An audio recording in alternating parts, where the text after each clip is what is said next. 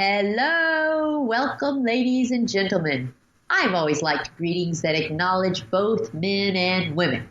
It's only proper to address men and women separately, don't you think? And this tutorial podcast will do just that. More specifically, it'll address research on heart attacks that has involved male subjects versus female subjects. So I am Menopause Taylor, and this is the state of menopause in the world today. And I cover everything. Now, you know what? Most people doing anything on menopause talk about hot flashes. They talk about symptoms. They talk about all the superficial things that will never kill you. Well, guess what? There's more to it than that. Heart attacks will kill you. And guess what? Heart attacks are the biggest killer of women. Menopausal women. And guess what? Heart attacks kill 1 out of every 2 women. That makes it the most important thing you could possibly talk about when it comes to menopause. And that's what I do. I talk about all the most important things in addition to everything else. But I'm not going to let you buy without hearing the big ticket items. So I am in the midst of a huge unit on heart attacks. And one by one, I'm giving you podcasts on every single thing you need to know in order to know everything about heart attacks and avoid one. And one of the things you need to know about heart attacks is how heart attacks are so different in men and women. And my last podcast talked all about how different the symptoms are in men and women. They are so different that women and doctors do not recognize a heart attack in a woman when she's having one. So this is so critical because heart attacks in men and women are so different that it's as if they are 2 completely different diseases. If you don't already have my book, you should get it. You can go to menopausetaylor.me. The book is called Menopause, Your Management, Your Way, Now and for the Rest of Your Life. And this whole heart attack unit is in there. It's chapter 28. So, our topic today is a very interesting one. The great thing about having both the book and these podcasts and the YouTube channel and the webinars and all the resources is that you can get all the information from the book, but you get more specific, detailed explanations and demonstrations of everything from these podcasts and from my YouTube channel videos.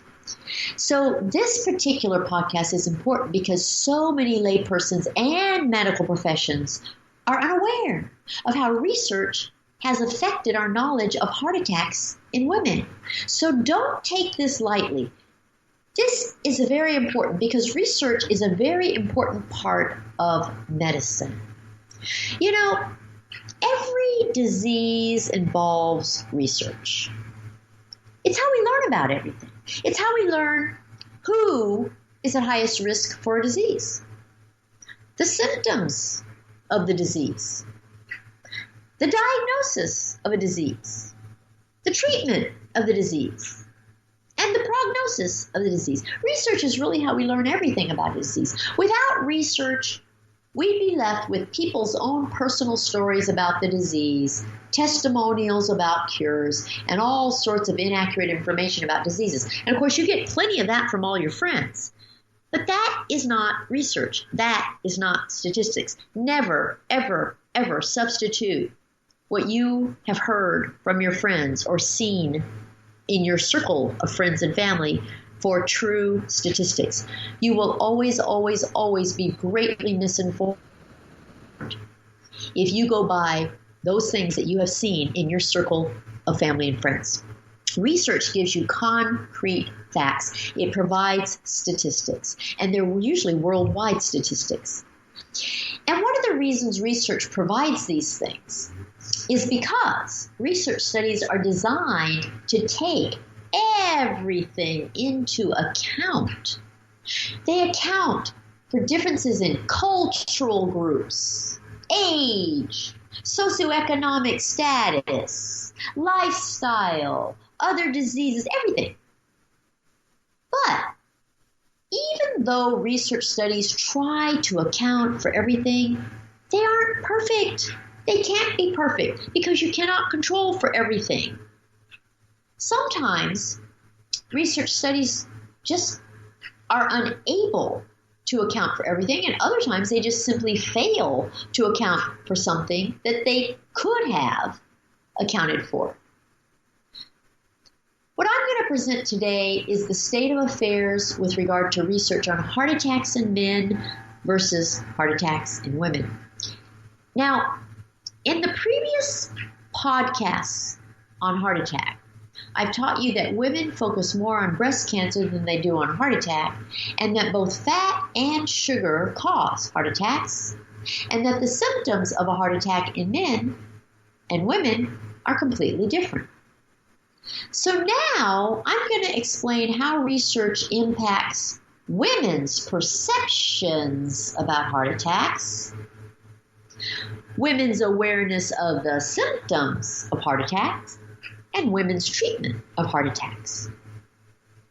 First, I'm going to tell you about the history of research on heart attacks. And then I'll tell you the effect it's had on heart attacks in women. You see, there's always a trickle-down effect. It's not like the research is the research and it doesn't affect what's happening to women. No. They're connected. This is why this is important. This is why I'm giving it to you. Since way back in the olden days, most medical research has been conducted on men. Why? Well, because medical research was often done on volunteers from prisons or the military, the vast majority of whom were men. And in those instances, it was just simply easier to use those readily available, willing, and able subjects. In other instances, researchers preferred men because of fear that menstrual hormonal changes would affect the results. And it is true that women's menstrual cycles interfere with certain study parameters. One of the most basic tenets of research is to control as many factors as possible so that you can study the matters in question. You want to isolate things. I mean, the whole idea is change one thing and keep everything else the same. Well, if you can't control certain things, then you can't be sure you're keeping them all the same. The more uncontrollable factors there are, the less valid the research findings. So avoiding women's menstrual cycles proves beneficial in terms of research quality. And in other situations, researchers preferred men to avoid inadvertently including a pregnant woman in the study. Because, you know, of course, pregnancy can confound just about anything. And then when you take into account that research costs money, and that most research is funded by companies or foundations, you can't afford to sabotage the study by including study subjects that might invalidate the data and thus forfeit the funding.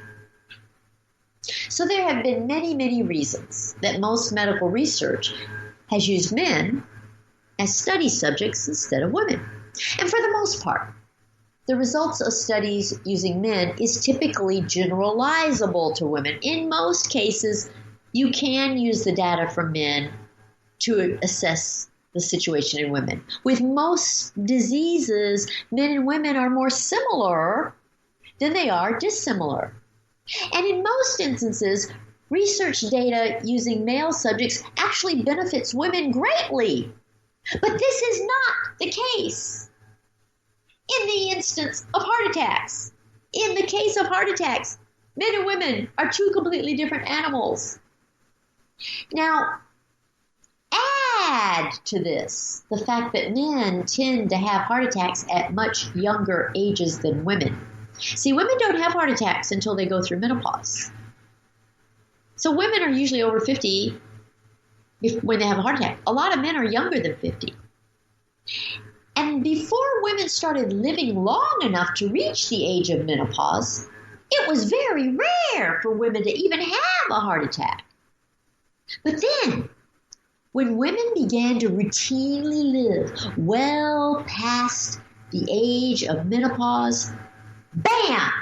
They began to have heart attacks as frequently as men. But heart attack research on women didn't exist then, and it's still relevant today.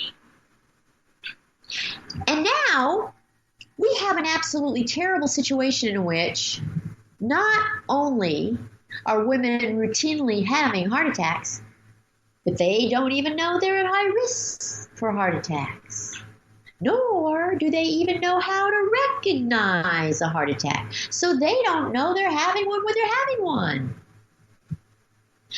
So it all boils down to the research. Here are some of the consequences of heart attack research on men instead of on women.